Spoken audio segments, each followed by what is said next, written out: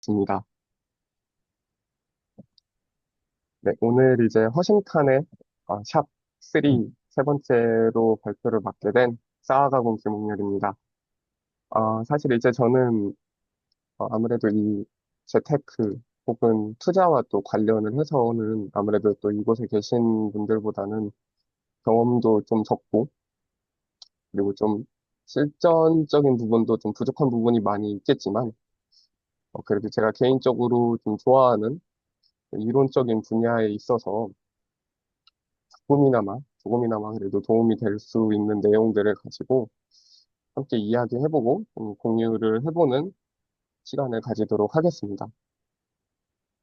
먼저 이제 혹시 어, 이 주식 투자에 있어서 조금 각자가 가지고 계시는 좀 철학이나 아니면은 주로 이제 이런 부분을 좀 확인하고 그 회사의 주식을 구입을 하는 편이다 라는 분이 혹시 계실까요?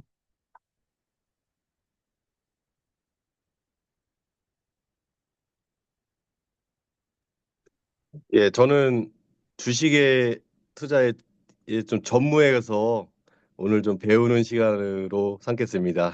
다른 분 발언해 주시면 좋을 것 같아요.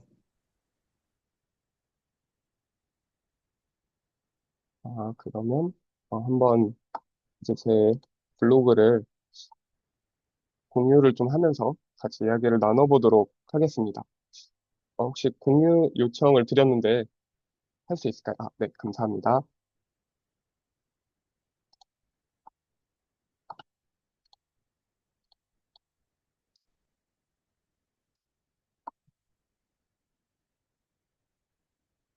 네, 혹시 다 잘 보이시나요? 네, 이 글은 이제 제가 요즘에 그 경제실험실이라고 해서 제 블로그 카테고리로 하나 만들어 놓은 곳에 올리는 글 중 하나인데 제가 일부러 이제 금요일 정도에 다 작성을 했다가 이제 오늘 아까 방금 막 올리고 공유를 했습니다. 계속 그 전까지는 이제 저장만 해놨다가 오늘 발행을 했는데 이거를 보면서 좀 같이 이야기를 나눠보면 좋을 것 같아서 이렇게 공유를 해보게 되었습니다. 이제 먼저 저는 사실 여러 가지 어떤 기업 가치 분석이라든지 주식에 대한 분석이 있을 수 있겠지만 개인적으로 뭐 이렇게 차트를 보면서 진입을 하거나 청산을 하는 것보다도 이러한 기본적 분석이라고 하는 재무제표를 주로 많이 보는 편입니다. 이러한 재무제표를 보게 된 배경에는 이제 2022년 1월 달에 제가 이제 처음으로 미국 주식에 이제 애플 주식을 사면서 지금은 전역을 하고 나서 좀 지난 올해 한 1월, 2월쯤에 이제 다시 매도를 하였는데 이제 그때 있었던 좀 일화들을 생각을 해보면서 군대 내에서도 주식 투자 이제 5일 성공법인가 그랬던 것 같은데 이제 그 책을 또 읽으면서 이러한 기본적 분석들이 그래도 상당히 많이 좀 중요할 수도 있겠다라고 생각된 부분이어서 간단하게 좀 제일 재무제표 중에서 많이 나오는 네 가지 정도를 이렇게 정리를 해보았습니다. 이제 먼저 PER입니다. PER은 아마 이제 증권 뉴스라든지 그런 곳에서도 많이 나오는 표현 중에 하나인데 제가 이 한 문장 표현을 GPT에게 조금 물어봐서 확실하게 와닿을 수 있는 표현이 무엇이 있을까 이렇게 물어봐서 이렇게 한번 적어보았습니다. 근데 상당히 좀 마음에 들어서 이 글에다가도 인용을 해보게 되었습니다. 그래서 PER 하면 한 문장 표현으로 이 가게를 사면 몇 년 안에 본전을 뽑을까라고 이렇게 표현을 해주었습니다. 이러한 표현이 나오게 된 이유는 PER이 결국에 주당 순이익, 즉 이 EPS라고 불리는 주당 순이익을 주가로부터 나눈 것이기 때문에 그렇게 볼 수 있겠습니다. 즉, 주식이 예를 들어서 하나에 10,000원인데 그 10,000원에 대한 이익이 1,000원이라면 PER은 10이 되겠습니다. 그러한 표현이 이 밑에 비율을 통해 알아보기에도 나오는데 가게 하나가 연 1억을 벌고 지금 이 가게를 10억에 산다면 즉 10년, 즉 이것이 PER 10이 되겠습니다. 이렇게 표현으로만 보면은 조금 딱딱한 부분이 있을 수 있는데 즉 이 기업에 투자를 함으로써 몇 년 안에 원금 회수가 가능한가? 의미로도 볼 수가 있겠습니다. 아무래도 이러한 의미 때문에 PER이 높다 보면은 조금 이 회사는 고평가가 되어 있구나. PER이 낮다면 이 회사는 조금 저평가가 되어 있을 수도 있겠구나라고 어느 정도 조금 힌트를 얻어갈 수 있는 지표 중에 하나입니다. 다음으로는 PBR입니다. PER하고 조금은 비슷하지만 이 PBR은 아까는 이 PER이 주당 순이익인 EPS로 나눈 비율이라면 이 PBR은 주당 순자산인 BPS로 나눈 것이 됩니다. 자, 한 문장 표현으로 보면 이 가게에 뭐 땅, 이런 집기, 현재 자본을 몽땅 사는 데는 얼마를 내는 셈인가라고 표현을 해주었는데 이 부분이 이 비율을 통해 알아보자라는 부분에서 보면 조금 더 확실하게 와닿으실 수 있습니다. 즉, 가게에 있는 장비, 그리고 현금, 재고, 건물 자산 등을 다 합쳐서 이것이 1억짜리인데 만약에 이거를 2억에 판다라고 하면 그것이 바로 PBR 2가 되겠습니다. PBR은 주로 PER과는 다르게 이 1을 기준으로 1보다 낮으면 좀 저평가가 되어 있구나 라고 볼 수 있고 1보다 높으면 이제 조금은 프리미엄이 붙었구나, 조금은 고평가가 되어 있을 수 있겠구나 라는 정도로 해석을 해주시면 될 것 같습니다. 이제 이 별표치고 써놓은 것처럼 그 브랜드 그리고 기술력 어떤 고객도와 같은 이런 무형 자산에는 잘 수치적으로 표현되지 않는다는 단점이 있습니다. 그래서 PER과 PBR은 이제 각 그 기업이 어느 정도로 평가가 되어 있는가에 약간 그 정도의 의미로 보시면 좋을 것 같습니다. 아무래도 고평가가 되어 있는지 저평가가 되어 있는지를 조금이나마 수치를 통해서 힌트를 얻을 수 있는 대목이라고 저는 개인적으로 생각을 하고 있습니다. 그리고 그 다음으로는 이제 ROE와 ROA에 대해서 보게 될 텐데요.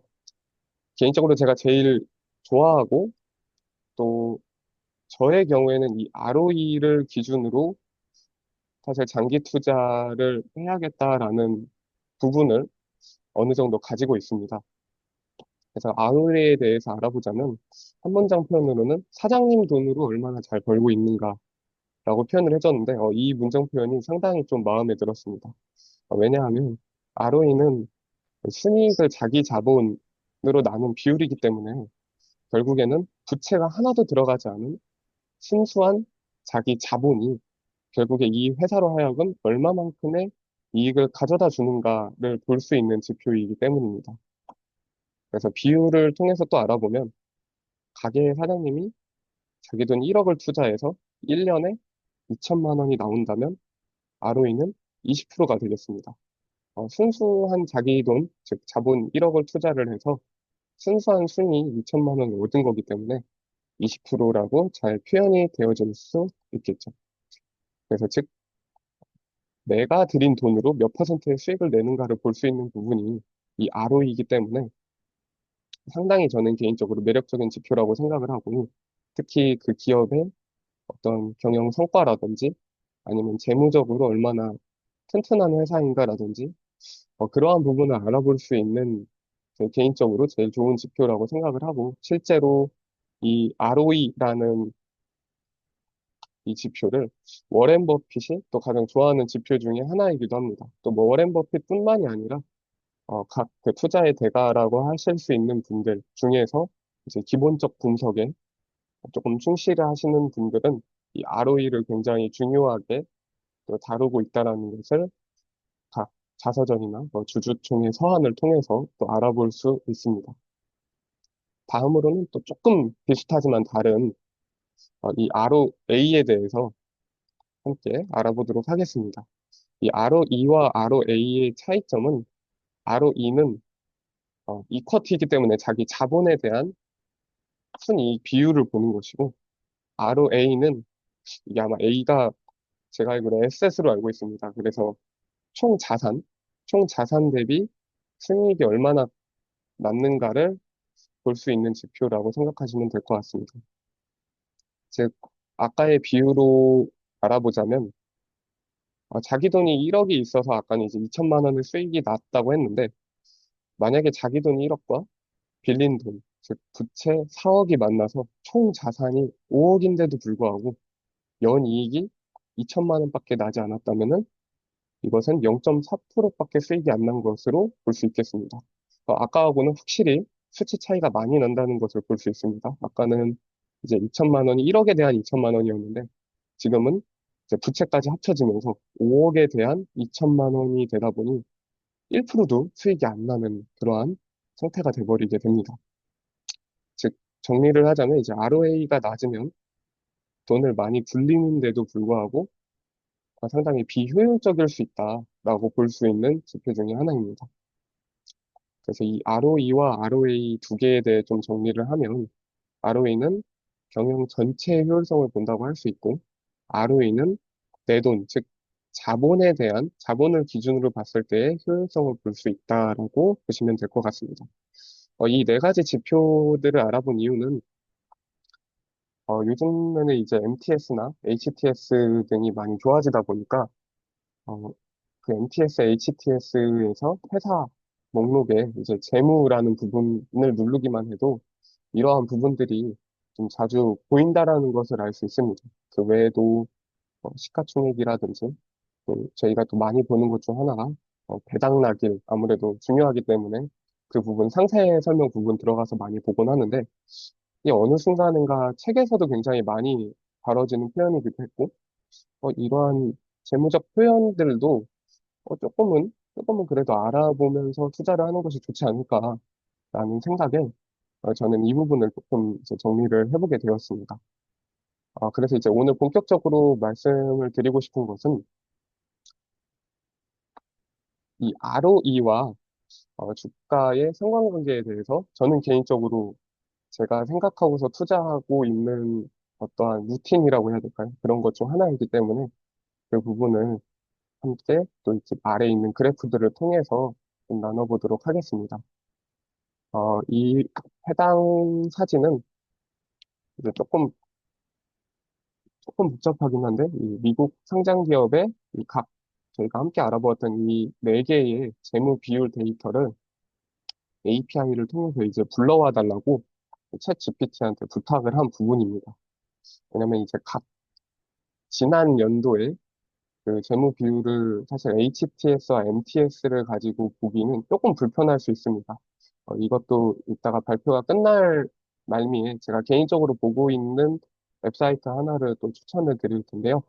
어, 그러한 부분에 들어가서 직접 확인해 보지 않는 이상 사실 핸드폰 HTS나 MTS로 일일이 지난 연도의 이 재무 비율을 확인하기란 조금 어려운 부분일 수도 있습니다. 그래서 이러한 부분들을 한눈에 좀 알아보기 위해 자료를 가져와 봤습니다.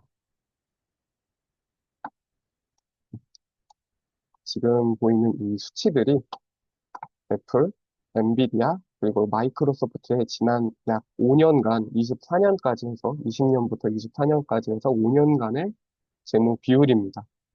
그래서 다른 것보다도 이 ROE와 이 끝에 있는 그 해의 종가를 좀 기준적으로 봐주시면 감사하겠습니다. 이 세 개의 기업과 또 아래를 내리면 테슬라, 인텔, 이 NET는 이 클라우드 플레어라는 요 근래 아마 나온 회사로 알고 있습니다. 지금은 이제 중소기업에 해당할 텐데 클라우드 시스템을 담당하고 있는 회사이고 개인적으로 이제 작년에 이 ROE 분석을 통해서 제가 조금 관심을 갖게 된 회사이기도 합니다. 그래서 함께 실어보았습니다. 이렇게 또 수치적으로만 보면은 한 번에 와닿기 좀 어렵기 때문에 아래에 있는 그래프를 통해서 한눈에 알아보도록 하겠습니다. 네, 먼저 이렇게 네 개 먼저 보도록 하겠습니다. 위층과 아래층을 보면 위층에는 엔비디아와 애플이, 아래층에는 마이크로소프트와 테슬라가 있는 것을 볼 수 있습니다. 이 여섯 개의 기업을 뽑은 이유는 각각의 또 시나리오가 있어서인데 가장 중점을 둔 것은 어느 정도 지금 그 시점으로 성공한 미국의 기업들이 당시 이제 5년 전에는 어떠한 움직임이 있었는지를 파악을 해보기 위해서 이렇게 6개를 선정을 해보게 되었습니다. 먼저 엔비디아와 애플을 이제 동시에 봐주시면 이 파란색 선이 ROE 선인데 ROE가 증가함에 따라 주가도 그에 맞춰서 잘 증가하는 추세를 보이는 것 같습니다. 지금 이렇게 거의 엔비디아는 ROE를 그대로 따라가고 있는 모습을 볼 수 있고 애플도 ROE가 일정 수준 이렇게 증가함에 따라 주가도 쭉 올라가는 형태를 보여주고 있습니다. 근데 이제 마이크로소프트와 테슬라의 경우에는 ROE가 이제 증가를 한 모습을 보이다가도 잠시 이제 주춤하는 테슬라도 마찬가지로 이제 증가를 하고 있으나 잠시 좀 주춤하는 모습을 보이는데 이러한 부분에 있어서 주가는 그럼에도 불구하고 올라가고 있더라 조금 반대 방향을 보이고 있는 모습도 볼 수 있을 것 같습니다. 이 부분은 잠시 뒤에 또 아래에 있는 그래프까지 확인한 후에 함께 설명해 드리도록 하겠습니다. 이제 마지막으로 볼 두 개의 회사는 인텔과 아까 말씀드린 클라우드플레어라는 이 회사입니다. 인텔의 경우에는 지금 ROE가 계속 하락을 하고 있고 그에 발맞춰서 주가도 하락하고 있는 경우를 보이고 있습니다. 그 인텔 같은 경우에는 지금 ROE가 마지막에는 이제 마이너스를 찍을 정도로 많이 떨어져 있는 모습을 보이고 있고 이 클라우드플레어라는 회사도 마찬가지로 처음 시작부터 ROE가 마이너스로 찍히고 있지만 점진적으로 해가 지남에 따라 23년, 24년으로 지남에 따라 마이너스이긴 하지만 증가하는 추세를 보이고 있습니다. 그에 따라서 주가도 발맞춰서 같이 오르고 있고 실제로 이런 모습을 24년도를 기준으로 봤을 때 저는 개인적으로 좀 매력적이다라고 생각을 해서 이 클라우드 플레어라는 회사에 이제 올해 초에 투자를 했고 제가 저번 달 아마 한 달이 안 됐을 겁니다. 6월 달, 6월 말에 이제 매도를 하였는데 제가 기억하기로는 이때 당시 120달러가 1월 달 금액이었고 제가 매도를 했을 때가 한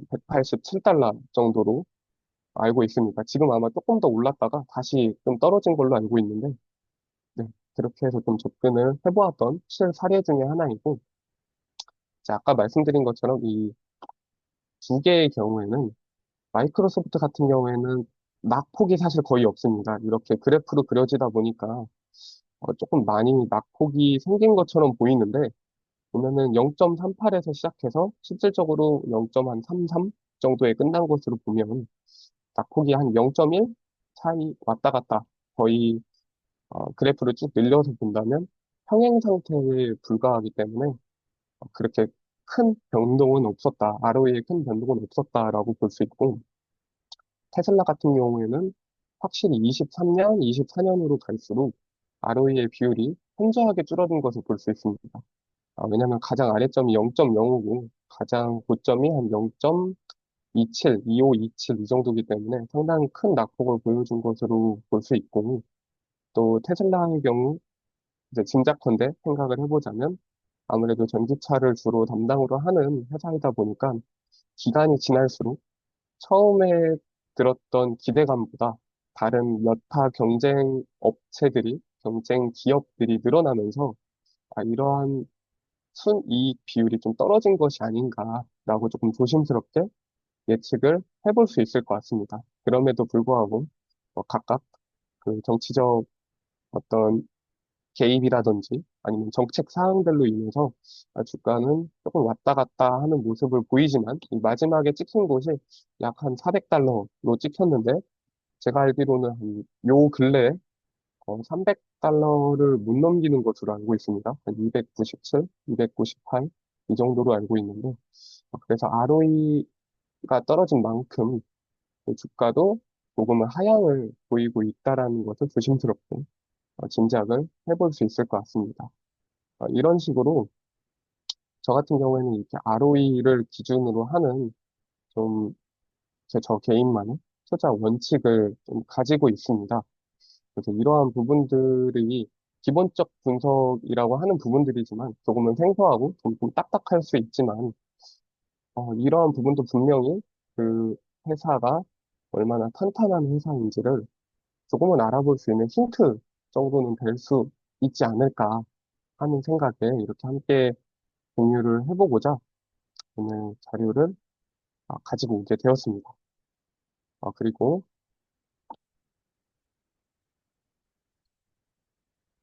한 가지 이제 또 보여드릴 사이트는 이 마켓워치라는 사이트입니다. 해외의 어떤 이런 투자 관련된 정보를 볼 수 있는 사이트이고, 요즘에는 이제 구글 번역이 다 되다 보니까 간단하게 번역기를 돌리면 이렇게 최신 뉴스와 여기 이렇게 보시면 동부 표준시라고 쓰여져 있는 것처럼 해외에 관련된 그 기업의 투자 뉴스들을 제가 개인적으로 생각했을 때는 한국에서 한국 증권사 뉴스를 통해 보는 것보다는 더 빨랐습니다. 좀 더 실시간으로 볼 수 있었고 무엇보다도 자료가 굉장히 방대합니다. 투자만 눌러보아도 오늘 이렇게 저번에 나온 따끈따끈한 이제 소식들이 이렇게 다 정리되어서 나옵니다. 주가, 업그레이드 상승 등등 이런 것들을 모두 알 수 있고 또 이곳에 이제 주식을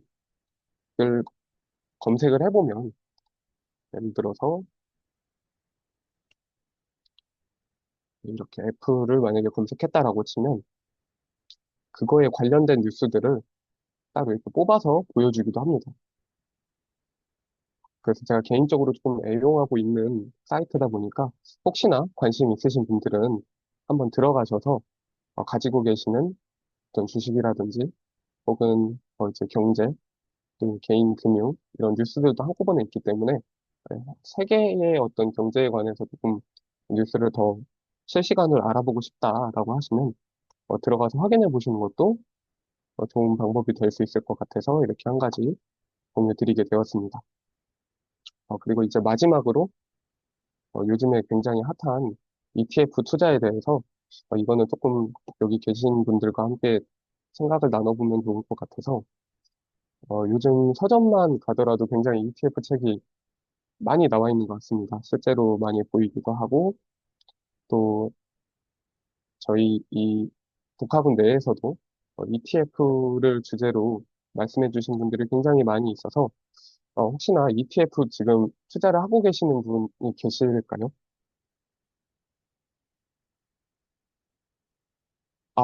슬기님은 그럼 혹시 어떠한 종목들로 투자를 하시는지 조금 여쭤봐도 괜찮을까요? 전 미국만 하고 있는데요. 미국 저번에 설명했듯이 나스닥 100이랑 그 슈드라고 다우존스를 추종하는 두 개 종목을 하고 있습니다. 네, 감사합니다. 이제 저는 이 ETF에 대해서 요즘에 이제 굉장히 좀 안정적이고 또 특히 고배당 관련해서 좀 매력적이다라는 부분이 굉장히 많이 언급이 되는 것 같아서 저는 이제 개인적으로 이 ETF를 사실은 이렇게 활발하게 하고 있지는 않습니다. 왜냐면 이 ETF가 여기 계신 분들도 또 아시다시피 펀드의 일종이고 또 이제 여러 가지 종목을 각 골고루 이제 편성을 포트폴리오를 짜줌으로써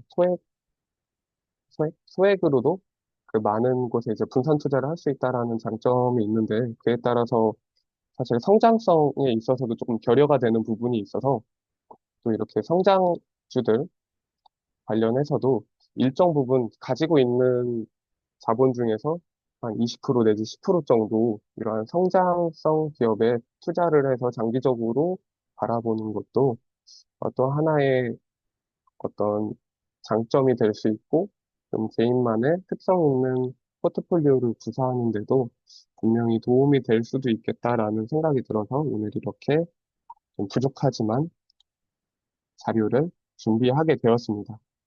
네, 저는 이상으로 허심탄회 시리즈 샵 3를 마치도록 하겠습니다. 네, 동참해주셔서 감사합니다.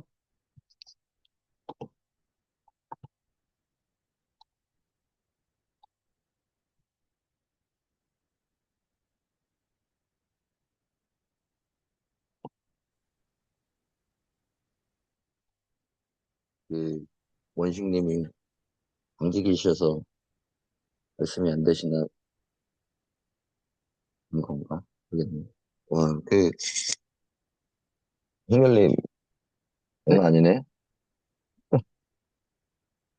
이런 소문도 보수가 있네요. 흥열님의 다른 모습을 또 봤습니다. 네, 대단하고, 내가 저 나이에 이 정도 알았으면은 큰 부자 됐을 텐데라는 생각이 또 들면서 네, 멋있습니다. 흥열님 이제 시드만 좀 모이면 아주 크게 성장할 수 있을 것 같아요. 아직 젊어서 월급을 아직 받지 못하지만 공부가 충분히 된 상태에서 다 모이고 몇 번에 이 투자만 잘 이루어지면 될 것 같은데 음, 오늘 잘 배웠습니다. 저 사실 기업 분석 안 하고 그냥 미국 ETF만 해가지고 음, 큰 고민 없이 잘 하고 있는데 어, 그래도 이런 기본적인 것들은 좀 알고 있어야 어, 그 이에 대한 이해가 된다고 생각해서 저도 예전에 공부를 했다가 다 까먹었는데 다시 한번 상기시켜 주셔서 감사합니다. 여기 오늘의 그 진행은 황열님이 다 하시는 건가요? 네, 이제 주로 허심탄회 시리즈 이렇게 좀 이야기를 나누고, 이제 질의사항을 받는다든지 하면서, 네, 하고 있습니다. 지금 조장님께서 안 계신 것 같아서. 여기 부조장 용님 아닌가요? 네. 제가 먼저 조금 소감을 이야기를 하고 다른 분들 한 분씩 이렇게 이야기하고 인증샷 찍고 마무리하면 될 것 같습니다. 홍련이 혹시 지금 전공이 어떻게 되셨죠? 아, 네, 저는 지금 대학에서는 이제 수학을 전공을 하고 있고, 개인적으로 이제 그 수학 분야 중에서도 금융수학을 좀 디테일하게 배우고 있는 편입니다. 어, 지금 말씀하신 부분이 어떻게 보면 조금 전공이랑 연관이 있는 것도 같은데, 근데 그 강의를 해주신 부분을 보니까 약간 교육학적으로도 조금 소질이 있으신 것 같은 그런 좀 생각이 들어서 말씀드렸고, 저도 아마 그 주식을 할 때 재무제표를 봐야 된다라는 거는 다 어디 가서든 이렇게 한 번쯤 들어보게 될 텐데, 저도 그 부분을 뭐 알면서도 사실 공부할 생각은 못 해봤는데, 너무 오늘 설명해 주신 부분들이 이해가 너무 잘 돼서 한 번에 좀 다 이해가 된 부분이 있고, 그 저도 최근에 지금 이제 미국 쪽 주식을 많이 알아보고 있는데 홍윤희님 그 블로그 들어가가지고 좀 많이 정보를 얻어서 한번 투자를 해봐야겠다는 그런 생각을 했습니다. 지금은 경제 실험실인데 아마 나중에는 이제 거의 좀 연구소가 되지 않을까. 관련해서 이런 재테크 책을 내시는 모습도 왠지 좀 그려져가지고 또 앞으로 계속 기대하면서 이렇게 볼 수 있도록 하겠습니다. 네, 이상입니다. 좋은 말씀 너무 감사합니다. 저 궁금한 거 있습니다. 제가 지금 저기 감독 좀 하고 있느라고 듣고는 있었는데 그 아까 보여주신 그 지표 그거를 어디 가면 볼 수가 있나요? 홍열님 블로그 가서 봐야 되나요? 농담이고, 예, 아, 이제 그 아까 드린 지표는, 예, 저는 이제 제가 따로 그 FMP라는 사이트에 들어가서 네, API 키를 받아서 이제 제가 사실 코딩으로 돌린 겁니다. 그래서 이제 나온 그래프이고, 이제 아까 말씀드린 그 마켓 워치라는 사이트에 들어가면 재무 정보를 다 확인을 하실 수가 있습니다. 그래서 바로 그래프로 보시기는 조금 어렵겠지만, 그 앱, 마켓 워치에 들어가셔서 해마다 미국은 한 6월이나 9월 달에 이제 재무제표가 완성이 되는 걸로 알고 있습니다. 그래서 6월, 9월, 1월 달 자료로 아마 거기에 다 연도별로 올라와 있습니다. 이게 HTS나 MTS 그 각 증권사 앱에서는 그 당해의 재무 비율은 확인이 좀 가능해도 사실 지난 연도의 재무 비율을 확인하기는 조금 쉽지가 않습니다. 그래서 마켓워치를 통해서 확인을 해보셔도 좋고 아니면 이제 조금 더 디테일하게 알아보시고자 싶으시면 FMP라는 사이트에 들어가시면 그런 시계열 금융 실시간 데이터를 다 확인을 해보실 수가 있습니다. 나중에 필요하시면 제가 공유를 따로 해두겠습니다. 결론은 그런 ROE나 ROA 같은 그런 재무제표를 봤을 때, 기업의 그런 영향성 평가, 자산 대 부채의 비율에 따른 수익률 이런 걸 봤을 때, 그런 우량한 기업에 투자를 하면은, 큰 손해는 안 본다. 그런 결론이지 않습니까? 네, 맞습니다. 이제 좀 더 정확하게는 저는 이제 각 개인들마다 다를 수 있지만 저는 ROE를 기준으로 ROE가 우상향으로 점진적으로 늘어가는 기업에 투자를 하는 편입니다. 그래서 이제 아까 실사례로 말씀드렸던 것처럼 중소기업이고 클라우드를 다루는 회사지만 약 한 22년, 23년, 24년으로 갈수록 ROE가 점차적으로 우상향되는 그래프를 보였고 실제 그래서 올해 1월 달에 투자를 했을 때 약 한 120달러 그리고 제가 저번 달에 투자를 마감했을 때 한 180달러대로 마감을 한 회사가 그 실사례이기도 합니다. 그래서 그 우상향이 조금 더 키포인트라고 말씀드릴 수 있을 것 같습니다. 그러면 ROE라는 게 그 자기 자본하고 부채하고 합친 그 자산에 대한 얘기인데 결국에는 우리가 뭐 부채도 능력이다 이런 거 얘기하는 것처럼 기업이 부채를 많이 지는 게 경영 악화가 아니라 부채에 대한 그런 자산도 끌어올 수 있을 만큼 성장을 한 기업이다. 그래서 부채를 더 많이 끌어오는 것이 ROE가 커지는 것이 발전 가능성이 있다 이렇게 보시는 거죠. 그 부분은 이제 ROA가 되겠습니다. 그 아, 부채까지 합쳐진 부분은, 네, 또 그렇습니다. ROA. 네, 아, 그렇고, ROE는 자기 자본, 그죠? 네, 맞습니다. 아, 자기 자본이 커야 우량주다. 우량 그렇습니다. 기업이. 음, 알겠습니다.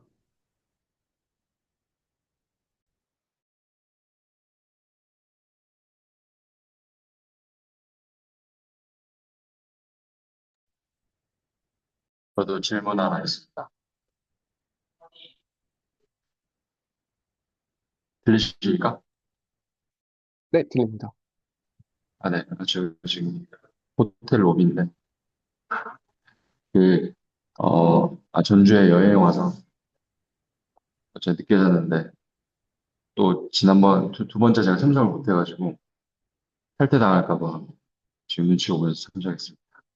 그, 이게, 이 재무제표를 시간이 지나면, 이게 수시로 변동될 텐데, 모르겠습니다. 그게 큰 기업 같은 경우에는 얼마나 주기로 이렇게 변동이 되는지 모르겠지만, 이게 그러면 수시로 보면서 변동이 있을 때마다 내가 어떻게 투자라는 방향을 이렇게 새로 잡아가야 되는 건지, 그러면 얼마 주기로 이렇게 봐야 되는 건지, 실제 이제 저희 뭐 여기 다 대부분 다 군인인데 군인들이 그런 걸 이렇게 보면서 현실적인 측면에서 이렇게 어, 어떠한 방법으로 이걸 활용할 수 있는지 좀 그런 것들 좀 궁금합니다. 네, 이게 아마 최종 재무제표는 그 해에 제 1월, 6월, 9월 등 각 기업마다 조금 상이한 모습을 보이고 있고, 저 같은 경우에는 이제 그 각 분기별로 나오는 재무제표를 보기보다도 이제 올해 기준 지난해의 5년치 내지 7년치, 10년치를 보는 편입니다. 그래서 최소 저는 5년 이상을 보려고 하고 있고, 아마도 한 5년 정도를 기준으로 해서 봤을 때, 뭐 그래프가 어느 정도 그려지는 모습이 보이고, 수치가 이제 뭐 올라간다, 내려간다 등의 변동성을 볼 수 있는 구간이라고 생각해서, 3년은 조금 짧고, 올해 기준으로 지난 한 5년 정도의 재무제표를 확인해 보면 될 것 같다고 저는 조심스럽게 제 기준은 그러하다고 조금 말씀드리고 싶습니다.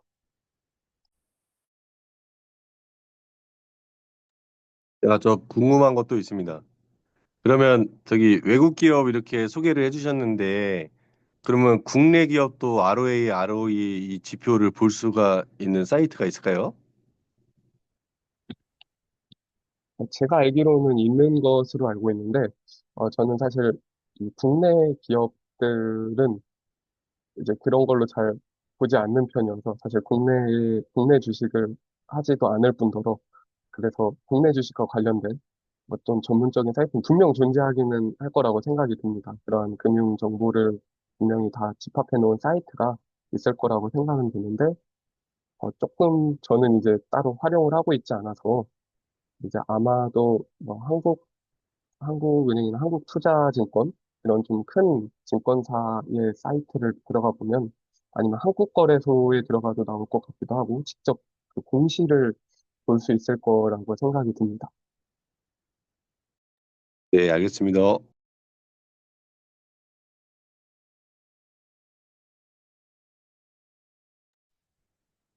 선생님 혹시 따로 궁금하신 거나 말씀하실 부분 없으실까요? 네, 어, 저는 강의를 잘 들었습니다. 저는 항상 뭐 느낌적으로나 유튜브에서 뭐 이렇게 추천해 주는 것들을 이렇게 보고 주식 투자를 해왔었는데 이런 재무 정보를 가지고 이렇게 분석을 해서 투자를 한다는 부분에 있어서 되게 놀랬고 이런 걸 좀 공부를 해서 투자를 해야겠다라는 생각이 들다가도 그냥 속 편하게 S&P 500이나 나스닥 100에 지수 투자를 하고 묻어두는 게 더 낫겠다라는 생각을 한번 해봤습니다. 그래서 그런 느낀 점이 있고, 강의를 이렇게 준비해 주셔서, 전문적으로 뭔가 강의를 준비해 주셔서 감사하다라는 말씀을 전하고 싶고, 궁금한 점은 따로 없습니다. 좀 더 공부를 해보겠습니다. 이상입니다.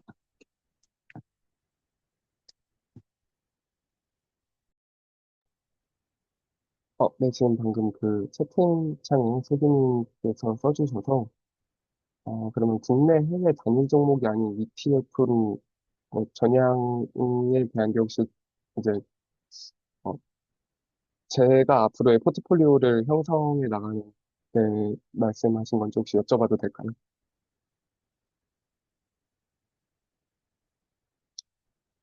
네, 저는 음, 사실 이제 국내는 건드리지 않고 있고 해외를 이제 주로 하는데 해외는 ETF로 전향이라기보다 제가 개인적으로 이제 오늘 또 발표를 통해서 조금 이러한 부분은 나눴으면 좋겠다라고 했었던 부분은 오로지 ETF, 오로지 성장주가 아니라 ETF에 투자를 하면서 좀 안정적인 비율을 분명히 가져가되, 인덱스 투자를 분명히 가져가되, 약 한 어느 정도 부분을 성장주로 투자를 해볼 수 있을지는 좀 고민해 볼 필요가 있지 않을까에 대한 생각을 나눠보고자 함이었습니다. 예를 들어서 전체 자산이 2천만 원 정도를 투자를 한다 하면 1,500 정도는 뭐 SPY 같은 S&P 500을 추종하되 한 500 정도는 성장주에 투자를 함으로써 조금 더 추가적인 수익을 좀 더 얻어보자라는 생각이었고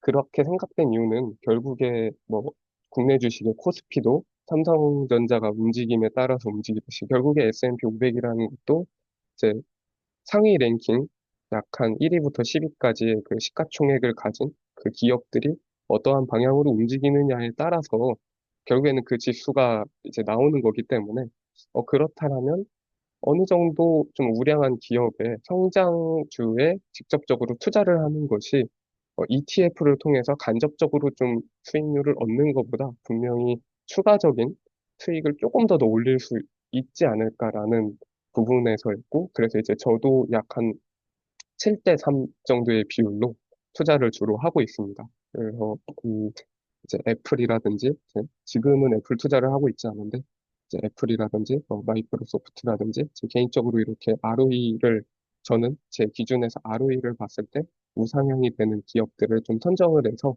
약 한 7대 3 중에 3 부분을 투자를 하고 나머지 7은 지수 추종이라든지 또 이곳에서 또 이야기 많이 나왔던 어떤 고배당주라든지 그런 식으로 좀 분산 투자를 하고 있습니다. 저도 이제 슬기님께서 아까 말씀해 주셨던 것처럼 SPY나 또 이제 SCHD, 또 SPHD 등등 이렇게 조금 ETF로도 좀 분산을 해서 지금은 가지고 있는 편입니다.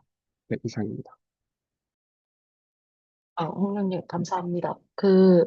그러면 아까 설명해 주셨을 때, 어쨌든 간에 배당이 높은 기업은 같이 이제 그 기업의 가치와 상승이 이게 올라가야 되는데, 그러지 않고 우선 배당을 주는 기업들이 있다 보니까, 홍련님께서 아까 그 강의해 주셨을 때, 어쨌든 간에, 무조건적인 배당을 많이 주는 기업은 어느 정도 좀 조심을 해야 될 거라고 말씀을 해 주셨지 않습니까?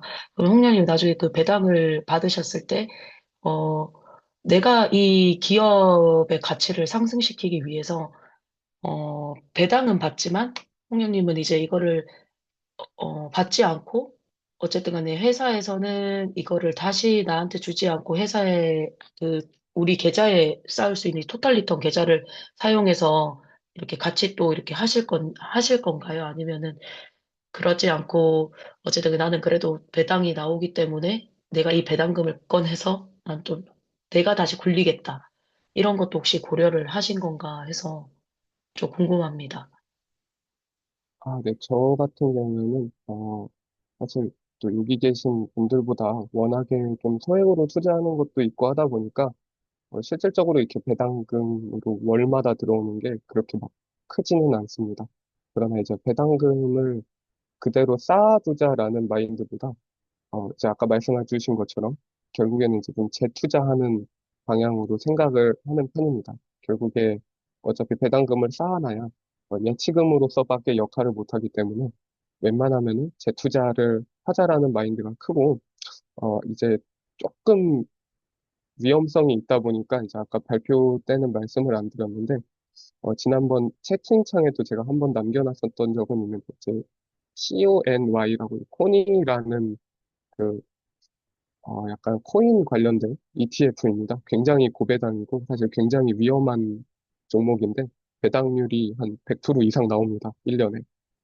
그래서 이제 제가 알고 계신 지인분께서도 작년에 이제 그곳에 투자를 하셨는데 그분의 마인드는 결국에 배당을 100% 정도 주면 내가 이것을 주식으로 다 원금을 잃는다 하더라도 1년이 지나면은 다시 회복이 되는 거 아니냐라고 이제 접근을 하신 분이 있는데, 실제로 이제 그분은, 좀 운 좋게도, 운 좋게도라는 표현을 써도 될지 모르겠습니다만, 조금 운 좋게도 그 원금을 다 회복을 하신 편인데, 그분도 원금을 회복을 하시게 된 시나리오를 보면, 고배당이 나왔지만 결국에 그 배당을 다 다시 또 주식으로 재투자해서 더 큰 주식 수를 보유하시면서 네, 원금을 회복하게 된 거여서 아마 이제 저도 웬만하면은 배당금은 또 계속 굴리려고 하는 편인 것 같습니다. 네, 이상입니다. 감사합니다.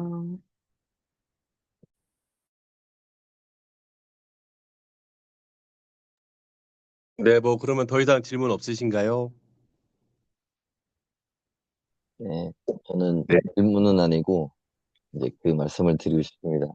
그 여기 아니 홍열님처럼 이런 전문 전공을 하고 있고 또 어, 아직은 이제 정, 그 직업이 있지 않아서 어떤 여유와 공부할 수 있는 시간이 있는 환경에서 이렇게 하는 건 너무 좋다고 생각합니다.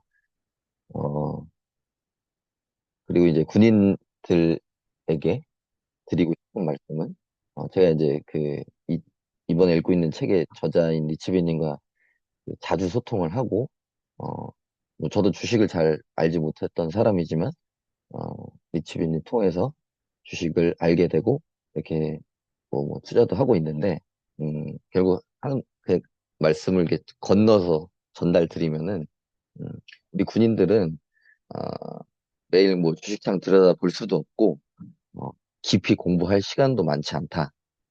그래서, 어, 미국 뭐 S&P 500이나 나스닥을 추종하는 지수의 ETF에 적절히 투자만 해놓고 또 두 번째로는 자녀가 있으면은 얼른 10년 안에 이게 우리 10년마다 자녀들한테 2천만 원씩 증여가 양도세 없이 됩니다. 그래서 어, 증여를 해주고 그걸로 ETF로 이렇게 투자를 해 놓으면은 거기 책의 사례처럼 몇 년 사이에 뭐 배수로 자녀들의 주식은 늘어날 겁니다. 그리고 저도 어, 제가 한 몇 년 전에 그 자녀의 계좌들 아이 셋 계좌와 그다음에 제 계좌 테스트를 한번 해봤어요. 저는 그 국내 주식으로 이렇게 막 오늘 홍열님이 분석한 것처럼 지수를 보고 막 이렇게 해가지고 했는데 수많은 왔다 갔다죠. 매수 매도 뭘 하고 막 했던 것들. 첫째 아들은 우리나라 1등 그 기업들 있잖아요. 뭐 삼성, 현대, 자동차 뭐 이런 데로만 투자를 해봤고 둘째 아들은 어, 미국으로만 했어요. 미국 그 ETF로만. 그 셋째 아들은 미국 반, 한국 반 어, 기업으로 했는데 누가 제일 수익이 많을 것 같아요? 네 명의 상황 중에서 네, 이번 첫째 아들 음, 자, 1번은 저, 2번은 그 국내로 기업만 한 첫째, 3번은 미국 ETF로만 한 미국 지수 추종한 둘째, 어, 4번은 한국과 미국을 적절히 나눠서 기업 투자한 막내. 네. 3번이었어요. 아무것도 안 하고 그냥 무지성으로 그 적립한 셋째 아들이 막 100%가 넘어가더라고요. 저는 마이너스가 났죠. 나타느냐고. 네. 그런 거 같습니다. 그래서 군인들은 뭐 깊이 공부해서 더 좋은 당연히 그 수익을 낼 수 있는 내가 자신 있다. 공부를 해서 전문적으로 해보겠다라고 하면 해도 됩니다. 당연히 그렇게 해야죠. 홍열린처럼 깊이 공부하고. 근데 우리 그렇지 않다면은 우리는 그리고 내가 에너지를 거기에 쏟고 싶지 않다. 굳이 그냥 적절하게 늘어나는 것을 내가 잊고 살아가면서 여윳돈으로 하겠다 하면은 음, 그 책에 나온 것을 실천하면 좋겠다라는 생각을 합니다. 그래서 저는 어, TQQQ를 합니다. 홍열님 뭔지 아시죠? QQQ는 그냥 지수 추종인데 TQQQ는 3배입니다. 3배 레버리지. 아직 그 확신이 있어서 그렇게 하는데 뭐 그런 것들은 본인들이 공부를 하면서 음, 해 나가시면 되고 그리고 우리 그 가능하시면은 저 드림워커 들으시면서 하면 또 리치비님이 이런 거 다 알려드리고 거기는 투자보다는 사실 자기가 하고 싶은 일을 찾게 해주는 게 한 80이고 투자 방법은 뭐 한 20 정도 알려주면 그냥 그대로만 하면은 문제없이 성장할 수 있게 해드리니까 음, 알아서 선택은 본인입니다. 잘 이길 바라고 음, 그리고 보니까 마침 여기에 계신 조분들은 그 오프 모임에 다 오시네요. 이 조는 한 명도 빠짐없이 너무 잘 된 것 같습니다. 그래서 저희 조 편성은 거의 이제 자석배 지도도 이렇게 만들 건데 가급적이면 이렇게 묶으면 좋겠네요. 여기 오조는 좀 말씀드려 봅니다. 우리 그 홍열님 따라하려 그러면 안 돼요. 그 황새가 뱁새가 황새 따라가려면 가랑이 찢어집니다. 그, 저는 이만 네, 이렇게 마치겠습니다. 곧 뵙겠습니다. 다음 주 토요일 날. 네, 영훈님 참석해 주셔서 감사합니다. 네, 오늘 부족하지만 또 이렇게 발표 들어주셔서 너무 감사합니다.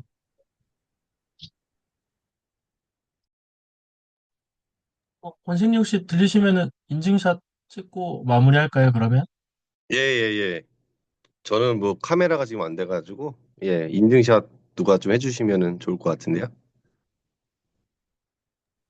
제가 찍도록 하겠습니다.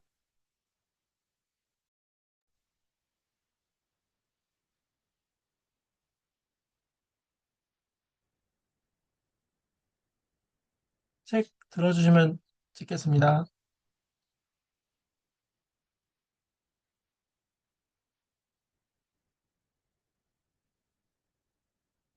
누르세요.